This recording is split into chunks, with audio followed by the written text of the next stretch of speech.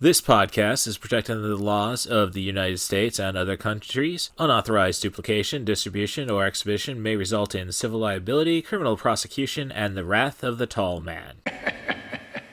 Boy! Hey, let's talk about you, the ID10T community events at ID10T.com, like Russ Stevens, a.k.a. Cat Bus Russ, who has started a podcast called 90 for Chill, which Russ says is dedicated to movies with a runtime between 74 and 99 minutes, the time frame that I feel is ideal. Russ, I could not agree with you more. That is a fantastic idea. Russ goes on to say there are times you need a cinematic fix but don't have time for the latest Scorsese masterpiece or offering from a comic book universe. There's also times when you need a conclusion to prevent a binge costing you a whole night. My guest and I try to follow these guidelines as we chat up features that are definitely worth your time and are beyond easy to make time for. 90 for Chill, the podcast, can be found on all major podcast platforms at 90forchill.com, and that's spelling out 90, Ninety, 4 FOR, chill. So there you go. Thank you so much for sharing, Russ. Really great idea for a podcast. Events at ID10T.com for everyone else. Hello there. Cat Bus Russ here, and I'm just chilling out after the first day of the Chicago Comic and Entertainment Expo, C2E2 2026. There was quite a lot of moving around, getting to places, getting to different panels. They've moved the main stage, and thankfully I had the energy provided by Dubby Jitterless Energy Blend to handle that. It is a coffee bean extract powdered energy drink with all the vitamins that you would receive in an energy shot that you'd find at a gas station at a lot lower price. When I get to the floor at C2E2, we've got plenty of energy drink sponsors giving out freebies, but hey, the retro sherbet flavor sounds more enticing from Dubby, and I have been taught to go with what brought you to the dance. And for me, that's Dubby Jitterless Energy Blend. And save yourself 10% on your order. Dubby.gg, promo code CatBusRuss. And now on to the show. Little Hand says it's time to rock and roll. Bring the noise.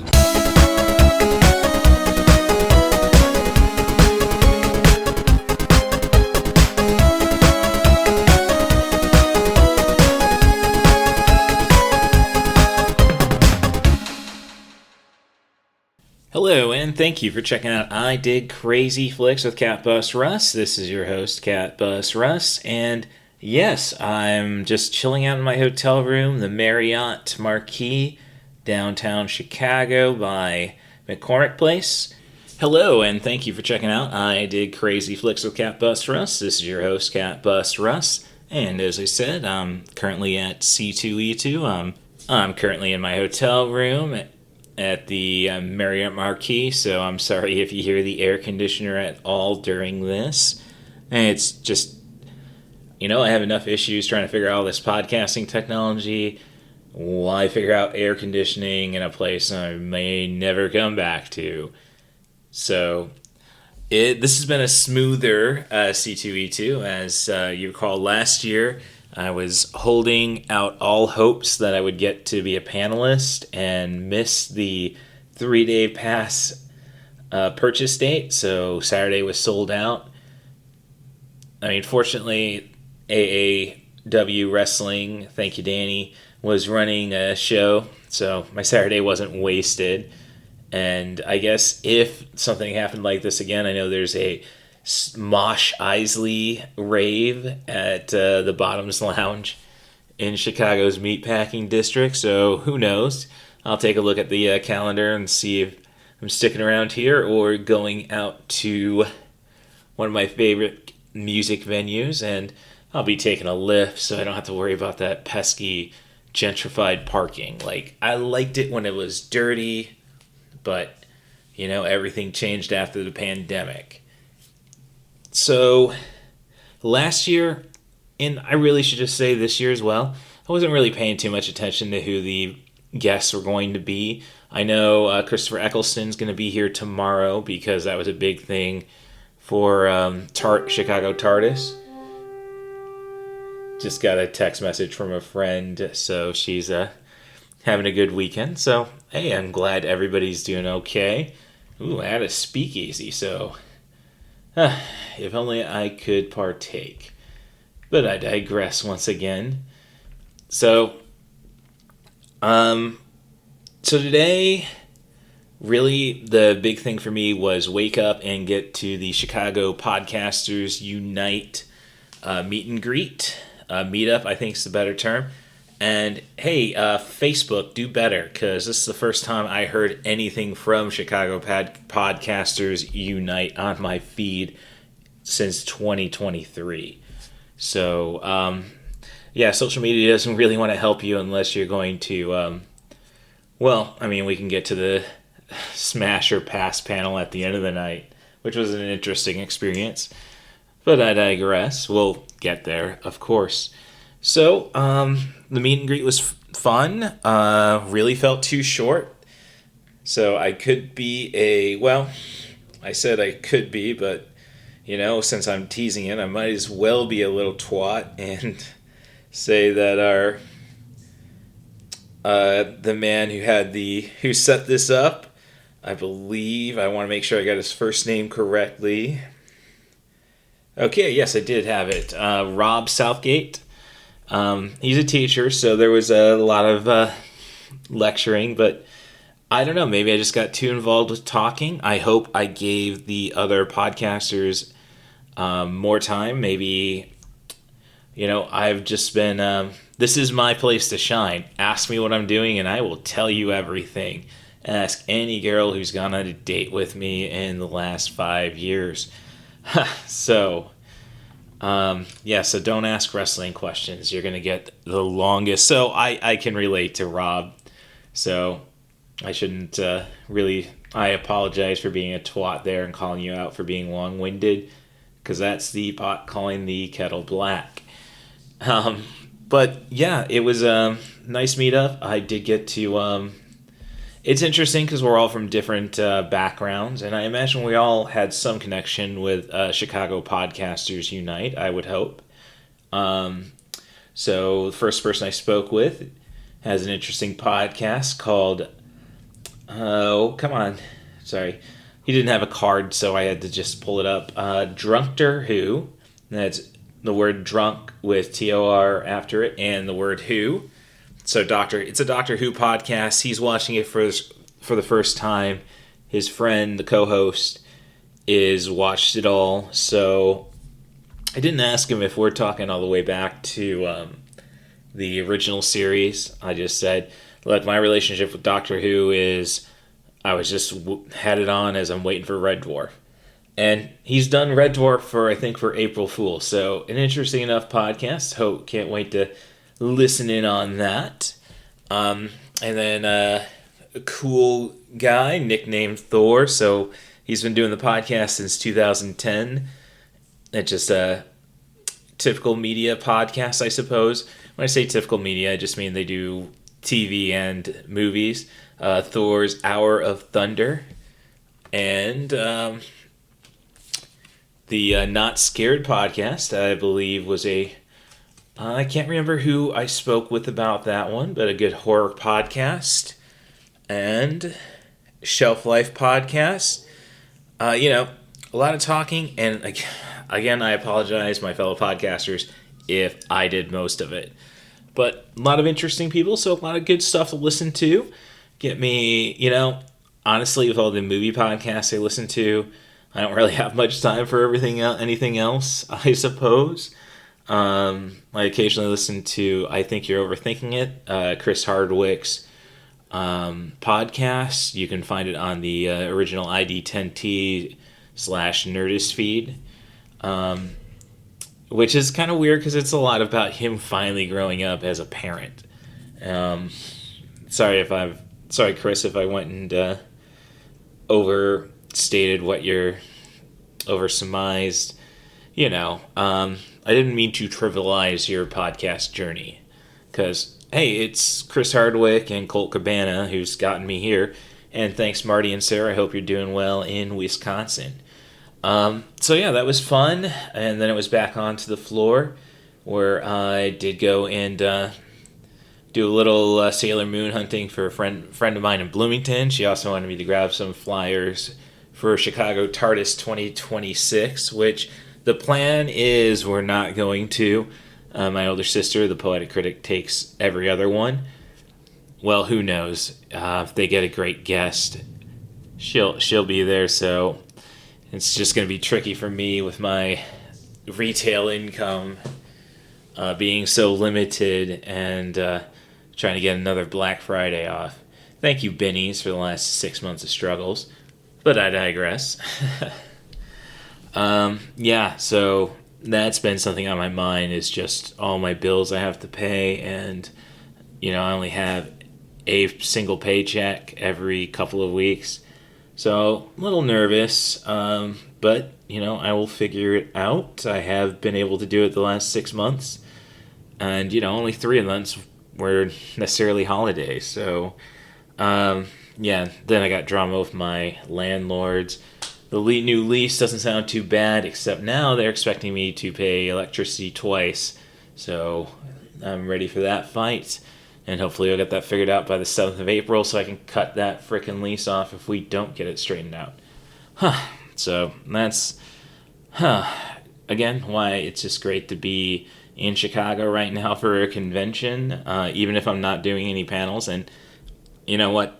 Thank you, C2E2, though. They were very transparent, upfront about the process, and the first date came when they were supposed to have everything decided, and they said, we got to bump it back. So, hey, I made it to the second line, and hopefully I'll get there to the third. Get to the finals next year, and win, I suppose, if we're talking in March Madness terms. So, yeah, that's at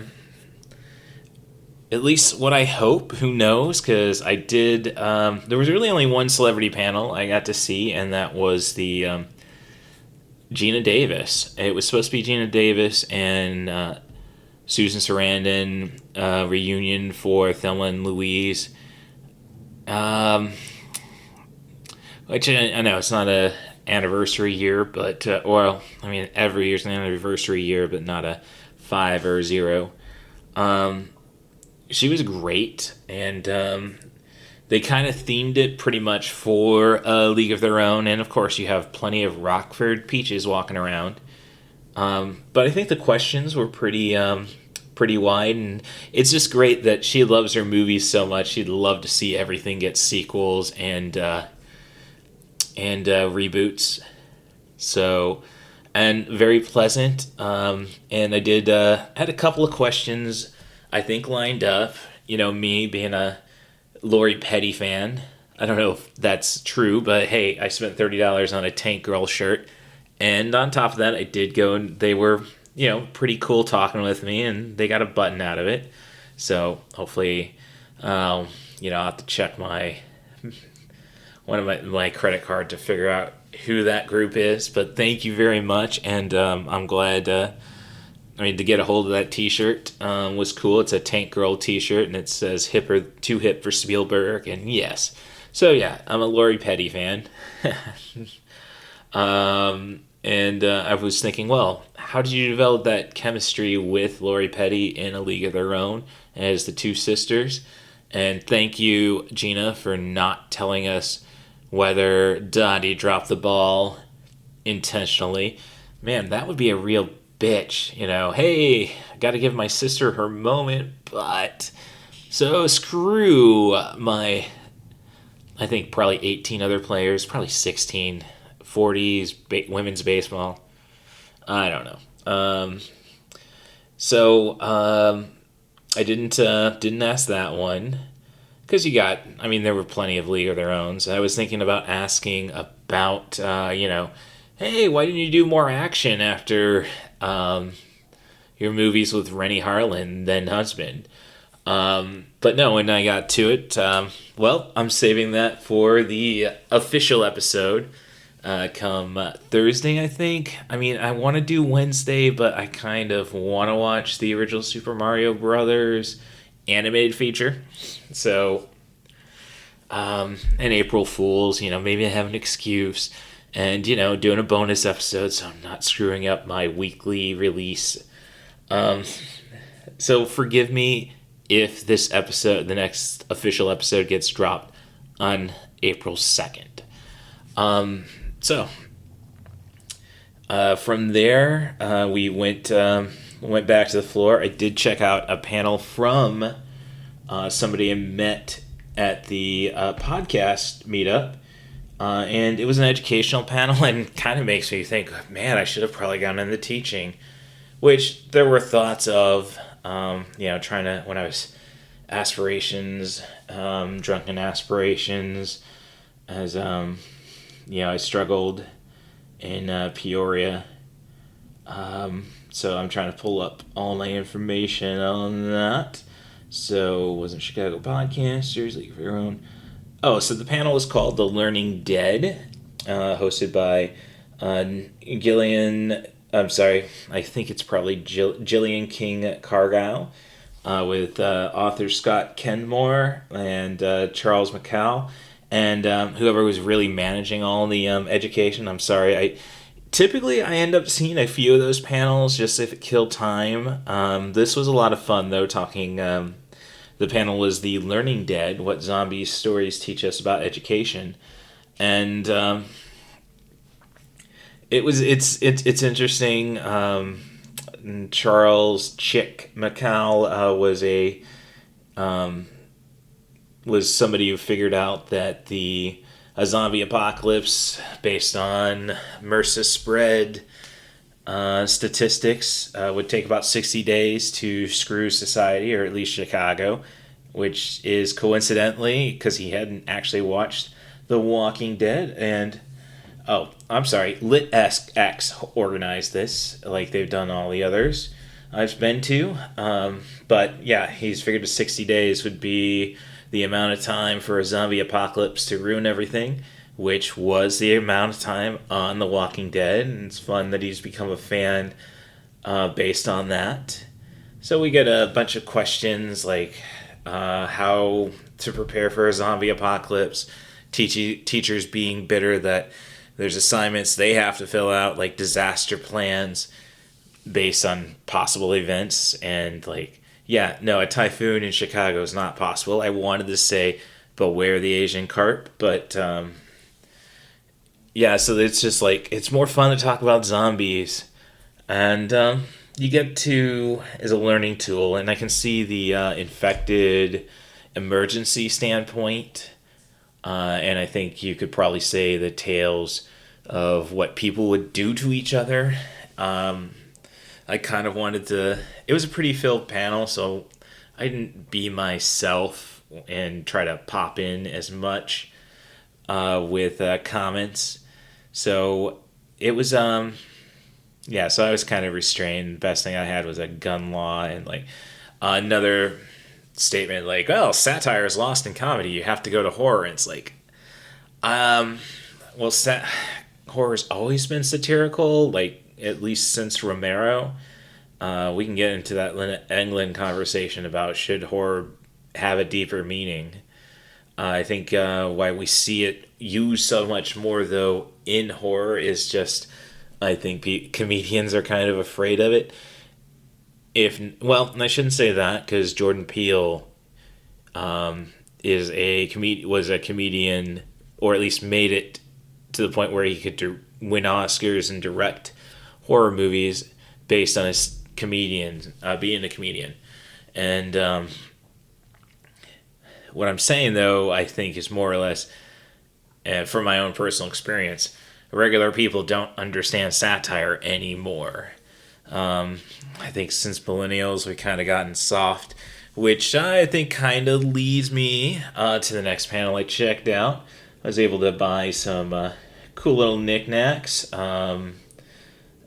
There was I bought a cool little turtle versus bunny, I think it was. I'll just talk. I know I have it sitting around.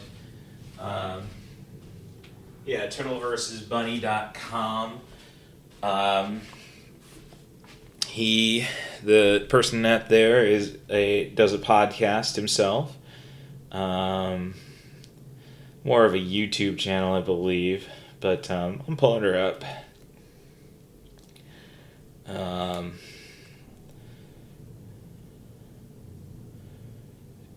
Joe.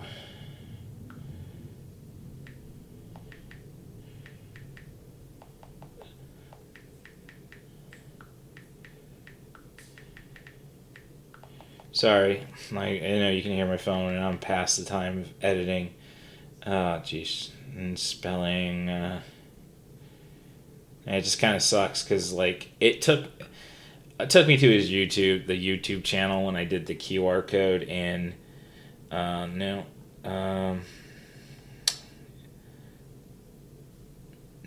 well, so I'm just more disappointed that it's not. Or I could probably do recent searches. Hopefully. And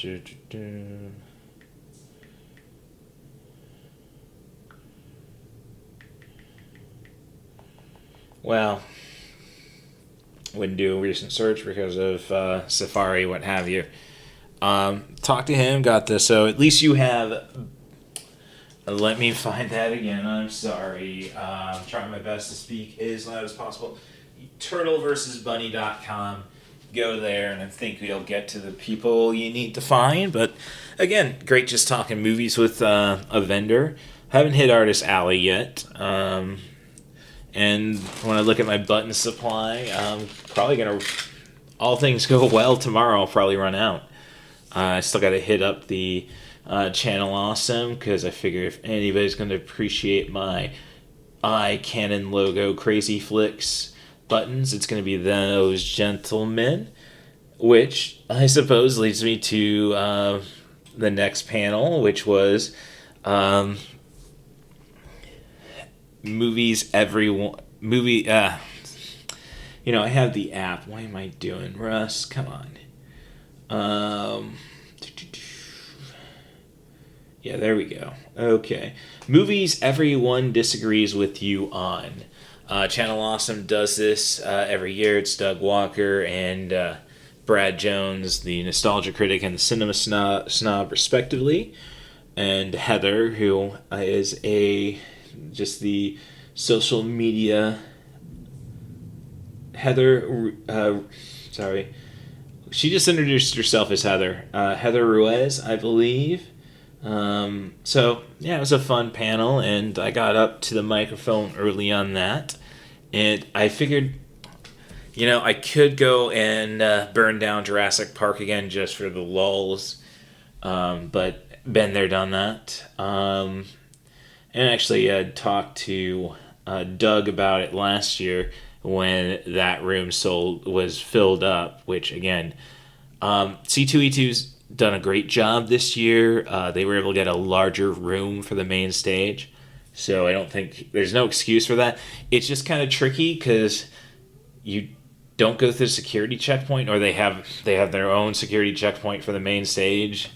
So you got to go out of so you're going to have to leave the floor where all the other panels are being done to get to the main stage.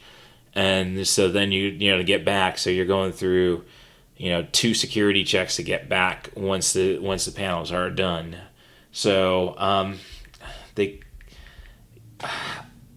got I think a nursing convention going on starting tomorrow, which is weird. I think it's a Saturday through Wednesday deal. So with that said, it's just they can't get all the space. Despite this is going to definitely outdraw a bunch of frickin' nurses. Sorry to trivialize the field. All right. So I didn't go Jurassic Park because been there, done that. I think I did that maybe 2023. I think it's when I did it. If it wasn't that, 2023 may have been Alien Resurrection. Or no, 2024, I think was Alien Resurrection. 2023 was... So we're getting to a point where I can bring back trash Jurassic Park again. Watch Westworld, screw them dinosaurs. And those kids. Save a half hour, 90 for chill, forever.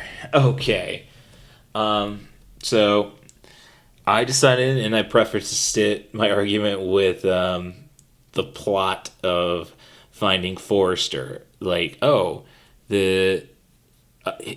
Sean Connery's apprentice couldn't come up with a title for a work, so he was given a title of a work by Connery, and that's all he got. He wrote the rest on his own, and then that ends up with F. Murray Abraham out to get this kid, kicked out of the school for being smarter than him, and typical writing teachers. Hey, Craig Sherflet.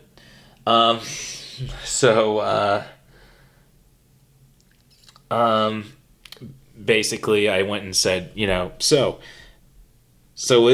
with that saying how important a title is, Super Mario Brothers 93 is good. They took the title, two brothers. Okay, we need two brothers. Put them somewhere wild, and knock it back 7 years, and it'd just be a typical 80s fantasy comedy like The Golden Child. And we didn't acknowledge it was a good movie. I think we can call it good now. Did we all hate it in 1993? Yes. But if you just I thought about bringing up Ian Flux because I put it on last week's episode or this week's episode.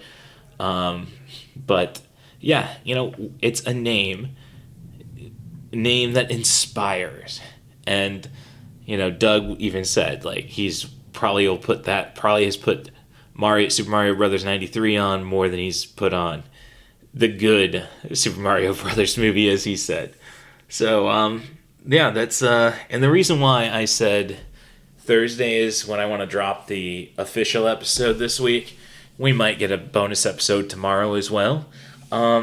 Is because I have stuck to not watching any more than 15 movies a month. And, have I gotten around to playing Pokemon Legends Z to A? No, but I want that freedom too. So I'm thinking watch the Super Mario Brothers movie. I've got the Steelbook that yet to open so I can go and coincide it with the release of the Super Mario Galaxy movie. All right, so I digress. So it was great getting a good response there. And then I think nothing too dramatic. I tried popping up and saying when somebody said, oh, Wreck-It Ralph gets too much hate. Not Wreck-It Ralph. Ralph Breaks the Internet. Gets too much hate. And I'm thinking because it's boring as hell when Gal Gadot's involved. Yeah. And I didn't need the musical number. I didn't go and break it down. But otherwise, it's fine enough. I think Doug put it best, this is about video games, and they decided, no, you're going to talk about the internet, and that's probably Disney. That was the reason why I didn't want to bring up Wish. That, and I don't think enough people have seen Wish. But hey, Wish is good, no matter what the Poetic Critic tells you. All right, so better than K-pop Demon Hunters, definitely. All right, But no, by the end of it, though, you were getting wild stuff, somebody saying, and it was the last two people, somebody saying, Ferris Bueller, no, you can't just say it's the 80s. It does, he's a psychopath. You can't like him. And I suppose, I did not get far into the second act of the movie Made because I could not stand Vince Vaughn's character. And I've known some people like that. They had a poster in their college dorm room of Made. And I think the guy back home, Trent, basically decided to, he was a real, he really has an inferiority complex, and I think he even, when nobody's really giving him credit for nicknaming himself. And, hey, Stephanie Smith gave me Mr. Nico Bus. So, it's not that much of a stretch. But, to call yourself Hawk, Hawk's solid. So, Trent Weatherwax, I'm not talking about you. So, too close to home. I get it. Is fair, but did Ferris Bueller do anything bad to people who didn't deserve it? The maitre d' was a twat. Like, you can't, don't talk down to me. I mean, I dealt enough with that on Blue Sky. Somebody, like, I don't even know how. Maybe it was a retweet of or repost of another post of a post about my last episode about me and Andrew TD talking about the 90-minute movie ideal. Like, oh, yeah, and like, dude, you come out and like, somebody seems bitter. Well, you come out with me an accusatory tone about what kind of cinephile I am. And he said, oh no, it wasn't accusatory, it was belittling. So you straight up insulted me. I was trying to give you the benefit of the doubt. I think we're cool because, like, he said when he was saying, when I went and said, oh, so screw what you say, you're trying to put it as gospel. You can't say I use gospel, I'm an atheist. It's like, you don't understand irony. Yeah, I lived with plenty of you guys who, I've grown up in St. Louis, both sides of the state line. I had to deal with all you Christians and such. And it's like, I'm an atheist, you idiot. But since he said he was from St. Louis, I'm like, hey, I can pick you up and we can do the Missouri Comic-Con together. And I think he was cool with the fact that, oh, you still want to talk. And that's how society should be. So good, but yeah, so hate on Ferris Bueller, like the principal deserves it. Yeah, what he does to Cam, and I guess going back to the Trent I was talking about, yeah. No, I didn't steal my dad's sports car for him, but, hey, I bailed him out, and he wouldn't even make me part of the wedding party. I could have been an usher at his wedding before I told that guy to shove it. Didn't tell him to shove it. I just told him, I don't care what happens in your life. I hope you get better, though. And then he blew up my phone like a little bitch. Okay, so on top of that Ferris Bueller, the next person says, Highlander's just stupid. You can't... And it's like, that's... Why is somebody doing backflips in the opening fight? And it's because... And I said, the power of the quickening. And I had people point at me like, yeah. And, it's a silly movie. I don't think you can really badmouth too many movies with Queen-heavy soundtracks. Iron Eagle, baby. And that was a conversation, I think it may have been with the Not Scared podcaster. Like he was, as he's trying to figure out my podcast. And like, oh yeah, well, Stallone would try to get Queen in about everything, and then Iron Eagle gets him. Probably because, Stallone's not involved. So it's funny. And as we're walking out of this panel, somebody says, three reasons I hate The Princess Bride. And it's like, I think my stare at them may have been like, yeah, chill out. Not time for a hot take. Should have handed out buttons to that person, though, for that hot take. And hey, if you are in the Springfield, Missouri area, or you're going to be in the Springfield, Missouri area for Missouri Comic-Con, April 11th and 12th, I'm still looking for a co-panelist. So if you want to talk about 1985 action movies or 1986 knockoff cinema, please get a hold of me at CatBusRuss on Blue Sky. RussTheBus07 at gmail.com, RussThebus07 at gmail.com, and hey, go and offer me, just offer me your time. You're going to get the badge. All right. So, from there, what was the last thing? Well, I was planning to check out the Nerdlesque. That was going to start at 8:45. I had a panel I wanted to check out. So by the time that panel ended, went to the Nerdlesque, and they had a queue, and they were saying, hey, there's a good chance you're not getting in. So that's when I decided to get back to the hotel. So make sure I get my steps in. So looking at my stats, filled them all out today. A little worried about the steps, because, it was great walking to McCormick Place and walking back, but If you're not constantly walking on the floor and you stop and you see something, you start chatting, the Apple Watch is not going to give you credit for all the work you're putting in. So that's something I've learned. It's just great, though, getting to walk around like this so I don't have to use the fitness center.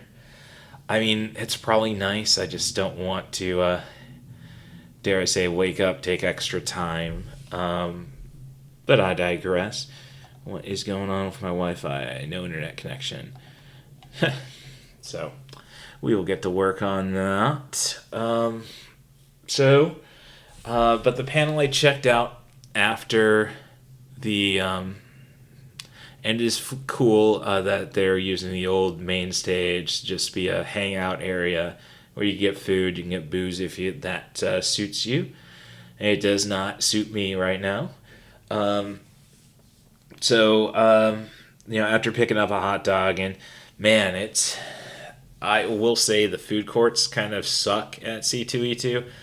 Trying to find something before, after I'd say after Geena Davis panel, I couldn't find anything that I really wanted to eat. No place really had hot dogs in the food court, and the place selling the walking tacos. We're out of cheese right now. After I get done with the, and I should get back, make sure I have the name of Jillian's panel correct again. And hey, I don't mind the C2E2 app. I think a lot of the apps through Leap, Fan Expo uses them as well.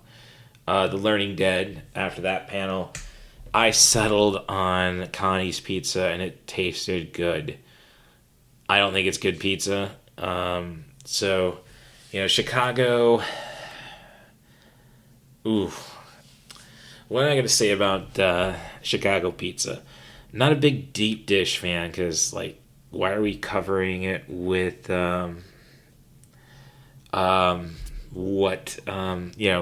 you make a pizza with plenty of sauce and you cover it with sauce?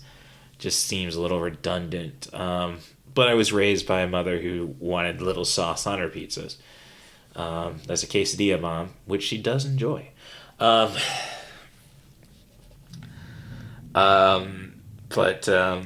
Connie's is just thick. I think it's a sad knockoff of Detroit style. And now I'm seeing Chicago, at least there's a place that had a bunch of STFU Chicago stickers, and they had one about tavern pizza, and I'm thinking, I don't know if tavern pizza is a Chicago thing. Dare I say it could be Quad Cities. That's, I don't know if it was Brett Erickson who said, this bar in Peoria cuts their pizza like they do in the Quad Cities. You cut it in squares, and it's thin. So, I don't know if that's tavern style. I might have to look. Well, no, it is tavern style because Pizza Hut's selling it now. Okay. Enough about Chicago pizza. After waiting for the next panel, I found a hot dog in the old main stage area. They were offering free bags of chips if you like sour cream and onion Lay's. No.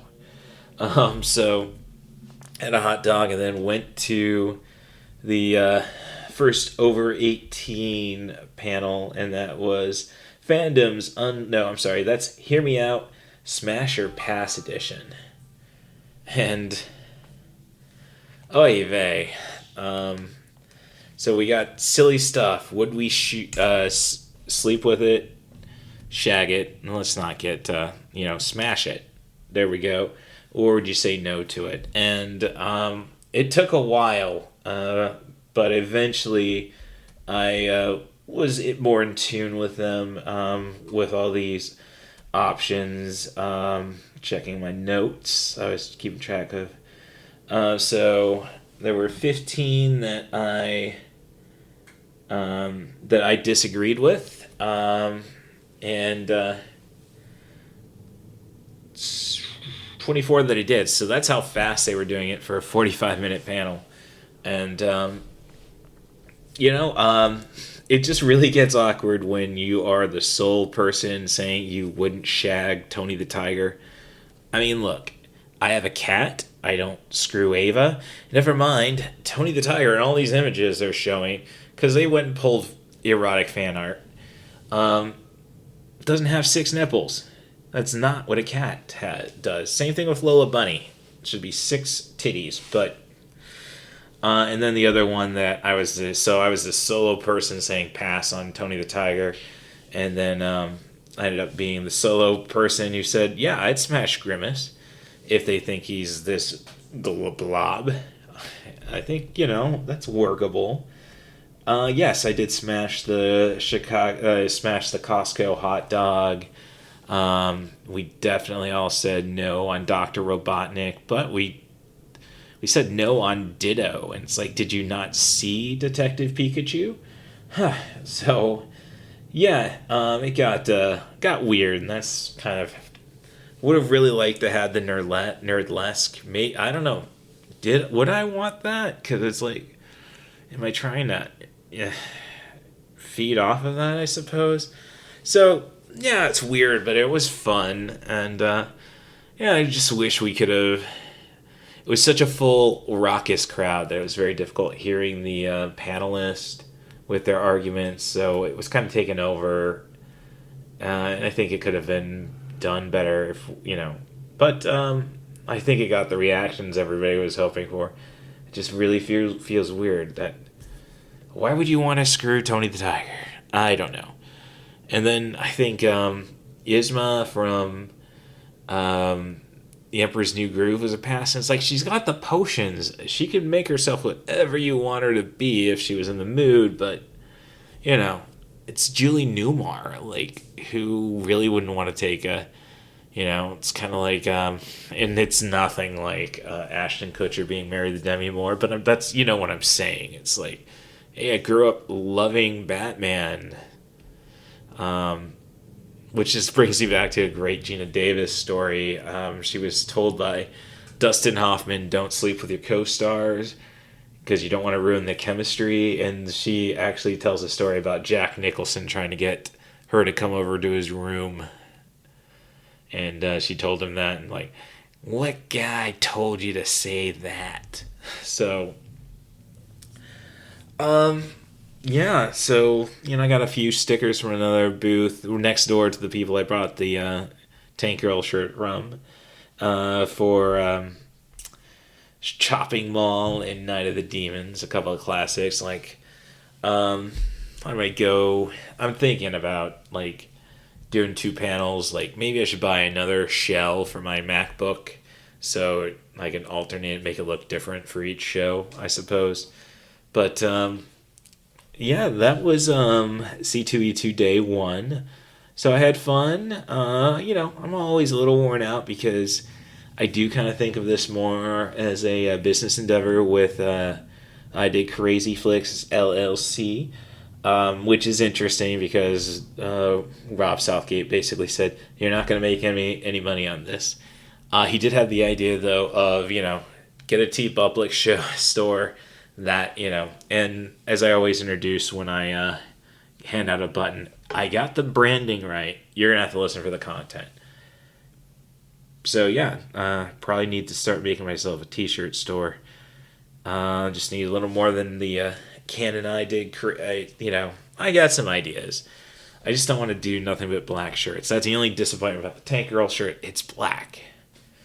But it's kind of crazy. I have so many t-shirts, and it's like, I'll still go to trivia night, and I have nothing to wear. Or I've worn that, I've worn this. Which is nuts, because let's just say, for the sake of argument, I do 48 trivia nights with Team Shrug Emoji. And hey, congrats, guys, on the win without me. So, it was good to hear an old team member was back on that one. I still am constantly apologizing for saying the worst thing I could have possibly said about Pierce Brosnan in front of her. And saying that I have a tattoo with that word, saying that I'd rather that than a redneck. I don't think wins me any points. But hey, I'm not going to repeat that. I do learn from my mistakes. Bennies. And everybody I'm interviewing with, fudge. So, I think I will do the formalities, and I am going to then attach a movie review on this. Probably one of the horror films back from October, which I didn't get around to. Somehow, I can't remember how I ended up. I think it was just doing The Sinners and Tron. Getting out to the movies, dare I say. Let me see. Just going through my files, reviews. So, let's see. A couple of Hellraisers, Puppet Master, and, have I done? Oh, yeah, no, I guess it's con appropriate, so I will throw on a review for Chris Alexander's Blood for Irina. Once I do all these formalities, and there's going to be an ad before that. So if you want to avoid the ads, sign up for my Patreon. That's patreon.com/IDidCrazyFlix, meaning you'll have ad-free podcast episodes. You'll get access to the original 90forchill.com, the podcast feed that was on Podbean, which charges you way too much and promotes too many conservative. I wanted to use an insult that was alliterative based. You also will get yourself either a refrigerator magnet or waterproof sticker. I use both of them to promote my podcast at my job. And you will get yourself a shout out each episode as long as you're subscribed. And I keep trying to get Tim Bates to come to work a con with me, but because he's given us great content. You can find him on the Night of the Demons episode and Charles Band produced Bloodsport in Space Irina. Thank you, Scoop Staley, the Scoop Staley, who recently has now been noted as at least a denizen of Draftland on Screen Drafts. Thank you, Ryan Marker, for that. I'm glad I impressed you when I said go see his British rom-com marathon. And thank you, Dad, for everything, especially this weekend. And, all the help you've provided me and your faith in me that I'm going to get this shit straightened out. You can also help the podcast out easily by rating and subscribing on your favorite podcast apps, 5 stars preferably. Again, I will learn from the comments, so be as honest as you'd like there. We will get a 5-star podcast because of your efforts. Of course, the best way to help the podcast out is come on the show and be a guest. Send an email to russthebus07@gmail.com. That's RUSSTHEBUS07@gmail.com, or find me on my social medias at CatBusRuss on Blue Sky, Instagram, and Threads. Blue Sky is my primary access. And offer me a movie, a film, I know that's redundant. Let's start again. A film, a director, an actor, a theme. As long as we focus on off-the-wall cinema, just stuff can't really be said, yeah, that's how reality works, I'll happily talk about it. But if you got something a little more down to earth, an indie drama or comedy, Ben Stiller before he gave us, The Cable Guy, which Cable Guy qualifies for 90 for Chill. So with that said, movies between 70 and 100 minutes, I will definitely give you 40 minutes at the very least on Zoom. So I just want to thank Stacia Marie Harden for being my inspiration and keeping me going. I'm hoping I'm doing you proud, and I hope you're looking after everybody else who you touched in your life, and I hope you're squeezing the ectoplasm out of the most jellicle of kitties. Skimbleshanks, the one-eared angel, but not too much ectoplasm out of him. He's quite the conversationalist, so I don't want you to get bored. So thank you very much for checking out this bonus episode of I Dig Crazy Flicks, and I hope you find the review for A Blood for Irina, the first part of Chris Alexander, a main mind behind the current Full Moon Pictures and editor of Delirium Magazine's Vampire Trilogy. Once I get to the second one, hey, we get Ogre from Skinny Puppy, so it's going to get more interesting, hopefully. So thanks again for checking out I Dig Crazy Flicks, and I'll leave you with that movie. After these messages, we'll be right back.